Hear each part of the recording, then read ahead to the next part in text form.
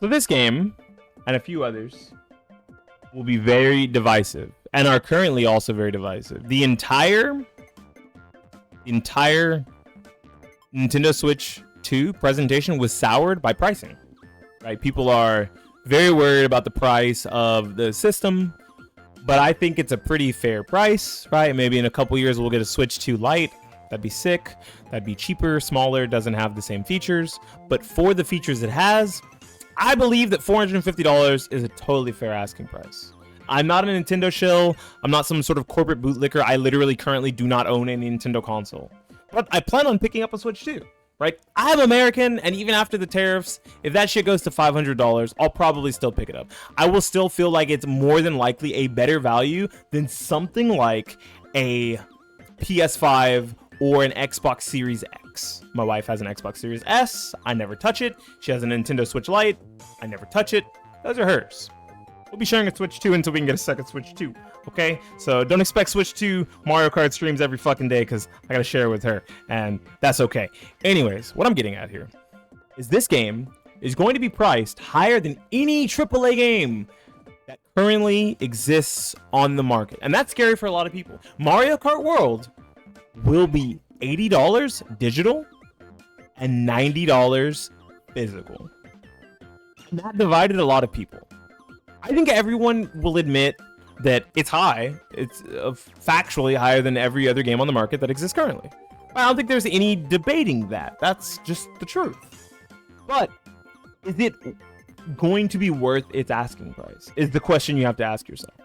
I think that's something that we should always ask ourselves, whether a game is $20, $40, $60, or $80. You should always ask yourself if the dollar amount that you are spending is going to be worth the potential time enjoyment you get.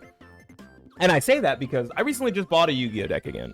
All right, I spent $50, 50 bones to build the cheapest version of Blue Eyes White Dragon with the new structure deck as I could. All right, I'm a big fan of, I don't know why that keeps going away. I'm a big fan of Yu-Gi-Oh! I came back, but this was a really cheap deck. $50. That's almost as much as a full-priced video game. Will this deck get me the same amount of enjoyment as a $50, $60, $80 video game? Yes, probably. I could continue to play this deck until it gets limited, hit in some way that makes it significantly weaker or power crept, and I can still play it with friends. Do I think it was a good investment? Yes, because I wanted to get back into the Yu-Gi-Oh! Card game. How many hours of enjoyment do you think you'll get out of a game like Mario Kart World? Which, as you see, is a giant, full, open-world connected map. I think that's very neat. If you think you're going to play Mario Kart World more hours than I've played a $60 game, like, I don't know, let's pull up one of my most played games on Steam, which I don't even have enough hours in because I also played it on Xbox and PlayStation. I have probably total over 2,000 hours in Soul Calibur 6. I'm going to be quite honest with you. I paid $60 plus DLC for this game. I think I paid $70 plus DLC because I bought the deluxe edition. So, I think for the asking price of $80, if I got 2,000 hours out of a game, that game came out in 2018, by the way. So, it's only it hasn't even existed as long as the Switch 1 did.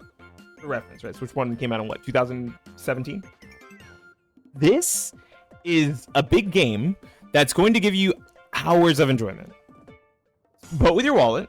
But I think that we should be more concerned if games that aren't as big of a scope and infinitely replayable as something like Mario Kart is try to charge that same $80. I'm not a hater of higher price games if the higher price games feel worth the asking price, right? If you guys didn't notice or didn't know, Donkey Kong Bonanza is only going to be $60. It's not going to be $80. And I think the reason for that is Nintendo understands that that's just a normal for them AAA version of a video game, and that it doesn't warrant the cost $80. Metroid Prime 4, I don't think it got a price yet, but if Metroid Prime 4 Beyond has infinitely replayable multiplayer and multiple difficulty modifiers, maybe I could see it charging, and a huge open world because it's a Metroidvania, of course, I could see it charging $80. But if it's a more reeled in, small, scoped experience where you're supposed to enjoy it once and then never pick it up again, it's probably going to be in the same boat as something like Donkey Kong Bonanza or a new Luigi's Mansion or a new Yoshi or Kirby game. I don't think Nintendo is going to be charging $80 for all of their video games. I'm not super concerned about it yet. They've already set a precedent that games like Donkey Kong Bonanza are still going to be $60, but games like Mario Kart, however infinite in scope they may be, will be more expensive. Vote with your wallet instead of creating outrage over something that doesn't need to be outrage. I don't expect Nintendo to lower the price of Mario Kart World. Honestly, even with all of the backlash and volatility online about the pricing, I think the Mario Kart World's gonna sell great. I think my biggest gripe with the Nintendo Switch 2 currently is that the Nintendo Switch 2 Welcome Tour isn't a fucking pack-in game. That's my biggest gripe. Right? I am not a hater of full-price games. I just don't play a lot of them because I don't feel like most of them are worth the money spent. If Elden Ring, for you Elden Ring lovers, if Elden Ring had costed you $80 on launch, I bet you anything you would have still bought it. You've been sucking on that Miyazaki nut since Dark Souls 1. You would have still bought it. And you would have thought it was worth the $80 because of the infinite amount of replayability and enjoyment you can get out of Elden Ring. Think about that. That's the mindset that you need to have to justify to yourself the cost of something, or justify to yourself the cost of not wanting to buy something, right? You can play this game with friends, family for years to come. Is that not worth potentially $80? I've spent $70 on video games that I'd play way less than I'd play Mario Kart. I have Tekken 8 in my Steam library. I have a lot of hours in Tekken 8 actually, so I don't want to be too mean to Tekken 8. I have 200 hours of Tekken 8 in my, oh my gosh, dude.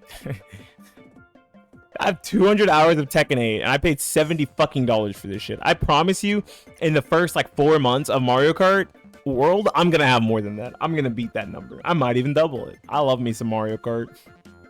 I love me some Mario Kart. Now, hopefully the pricing structure isn't changed across the board for the industry, unless it's games that feel worth it. Everyone is also talking about games like Grand Theft Auto, Grand Theft Auto 6, being kind of pricey potentially, but a game like Grand Theft Auto 6 is probably going to be worth its weight in fucking gold. Because people have been waiting forever for the new Grand Theft Auto game, and Rockstar doesn't miss. That is the difference between Rockstar, Nintendo, and your generic Activision, Ubisoft, Blizzard, and PlayStation Studios slop. No offense to those companies and their employees who are working hard to try to create fun and diverse experiences for everyone. And equity and inclusion experiences for everyone. Anyways, I'm not super pressed on the pricing of Mario Kart World. I hope that other games don't follow suit if they're not worth it, but if they aren't, I just won't buy them. This can be Nintendo's greatest success or Nintendo's greatest weakness for the next generation. And it could be the generation of downfall for AAA studios if they try to copy this structure and their games aren't worth it. And to be fair, I'm all for that. I'm sorry that devs lost their jobs or whatever, but if you make a shit product or you make a product that's not worth the money charged and like you go out of business, that ain't got shit to do with me, bro. I'm the consumer. I really just want a good game for a good price.